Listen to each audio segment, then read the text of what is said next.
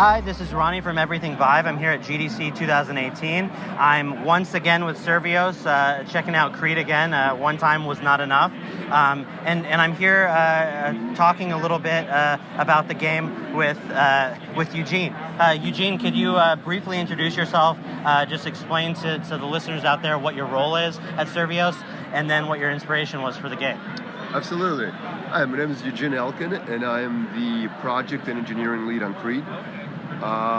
So as far as inspiration, I have always been interested in Melee and virtual reality. The moment I got DK1, the first thing I did, two of my buddies got together and we started working on a game. It was actually for Oculus Game Dev or Game Jam, something like that. It was like one of those few weeks. DK1 just came out and we made this game called Oculus Maximus. And it was this gladiator battle, melee combat. We connected a Razor Hydra to it, and right away we're like, this is awesome, right? And we kept improving it. We worked on it for quite a few months. We kept working on it, and we learned a lot from it. At first, we started using, everything was physicalized and physics-based. And while it was super, super cool, it was really hard to manage. Things start freaking out when you start pushing on things too hard.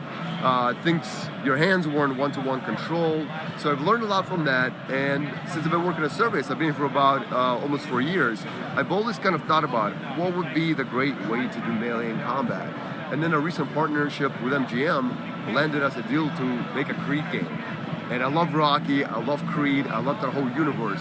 So it was just a dream come true. We're like, finally, let's do something. Let's figure out how we're gonna do melee. So learning from our past mistakes, we decided, okay, let's not go with a physics engine.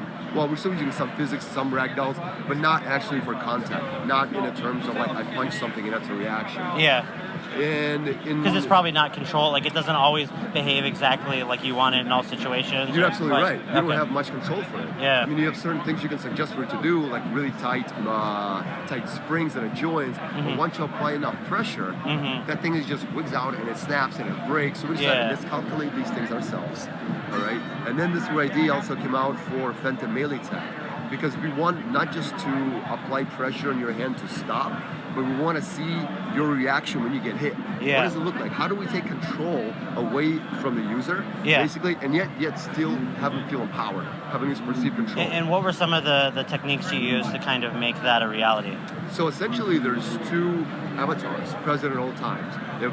On a normal day, when you're normally playing, when you first start, the two avatars are perfectly in sync, and your phantom, your ghost, is inside Adonis's body. In certain events, it's very contextual, you get separated. For example, when you punch a wall or you punch your opponent, your in-game hand, your glove, will get stopped in an opponent. Yet you will see your phantom hand come out, and it tells your brain, okay, I'm still in control, but I need to do something. This is not what's supposed to be happening. So eventually your brain will start telling you, okay, I'm just gonna stop my hand where the in-game hand stopped, in order not to incur the penalty of losing my hand and having to go back and get it. Yep. And then we keep extending it out. So for example, next time you get hit and you get a really, really big damage done to you, right? Yeah. You go in almost this third person. It's like the camera zooms out like you got knocked out of your body. Yeah. And now you no longer control the avatar. We want the avatar to control you. Essentially what's happening, he goes into this weird kind of like Neo from the Matrix, I just got hit or I'm trying to dodge something. Yeah. And now you have to mirror him. You have to recreate this movement. The connection. To connect it back into it. Yeah. And we just keep going. We just keep bouncing off it. We come up new ideas like KO, we should play it, right? Yeah. That's not what happens when you get KO. Yeah. No, and all of this, like I said, VR is all about the feel of the experience. When you're actually in it, you don't really think necessarily about what's happening to make you feel a certain way. And everything that you just talked about, like I subconsciously had those feelings when I was playing. I was boxing, I was in it and everything, and then I made a mistake and boom, separates myself from the experience and having to kind of reconnect the ghost avatar with the player. Like it works. Like, it creates a very cinematic experience. Right? This is really what we're after. Once again, not after a pure simulation, not after a pattern game, something of a punch up, which is also great and we love. Right? Very unique experience, and as long as you keep building on this tool set, that it's okay in certain situations to see yourself in third person, to become a fully kind of ghost where you're still in control of this ghost, and keep building and building and building. We come up with really, really neat strategies to do melee. I mean, part of the reason I like that as well is because I've tried some other experiences where they're trying to kind of mimic. come to solutions on some of those mechanics, like like stamina systems in VR and those kind of things. And sometimes it's too jarring to go from being full on being able to connect shots in the game to then all of a sudden you're helpless and you can't really do much except wait. In this game, in Creed, what you guys have done is a really good balance of being able to, maybe stop players from going crazy with the melee, but then you're still switching them to a mechanic where they have to play an active role to they're still involved. And I actually really, really like that about that. I never felt like anything was being taken away from me, even though the gameplay mechanics were still kind of governing, exactly how crazy I could be. Yeah, thank you. No, you're absolutely right. And that often comes down to just tuning, right? Yeah.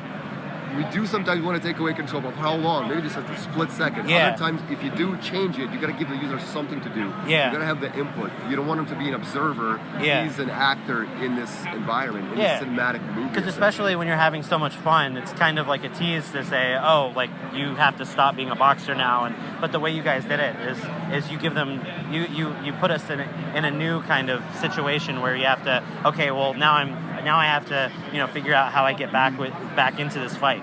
You're absolutely right. This is actually one of the things that didn't go in a demo that I wanted to, but it wasn't quite ready. Yeah. So we were tuning it out. We had the concept of rounds, and we're still working, right? Because in the movies, they break it into rounds, and there's a whole awesome interaction. Yeah. With Rocky usually, right? Yeah, or even Rocky's interaction with "Cut my eye, man, cut my eye," right? We want to have that experience, but also as we were creating, we figured out, okay, that was breaking up the gameplay a little bit too much. Okay. Right? You get too much into it, and now you don't have it anymore. Kind of what you were saying, you don't want to get taken out of the experience all of a sudden in a jarring manner. Yeah. So while we're gonna have something like this eventually, I feel we're still working on it, and it comes down to tuning, timing, and more tuning.